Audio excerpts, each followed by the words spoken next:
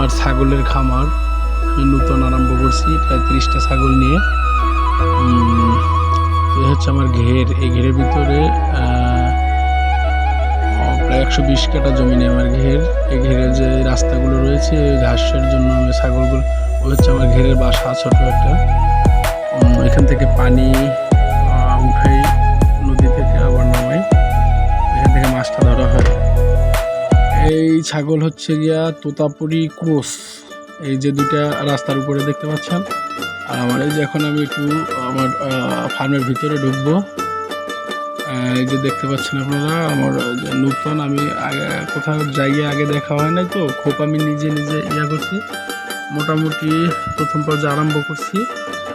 এটার ভিতরেই থাকে আমার 30টা ছাগল। তো বাচ্চার জন্য আলাদা একটা খোপ আমার নির্ণয় করতে হবে, যদিও এটা হচ্ছে অরিজিনাল তোতাপুরি। প্রায় 30,000 টাকা দিয়ে ছাগলটা কেনা হয়েছে, আরও প্রায় 2-2.5 বছর আগে। এখন ছাগলটা বাচ্চা দিবে, আমার একটা ছাগলই ছিল এটা।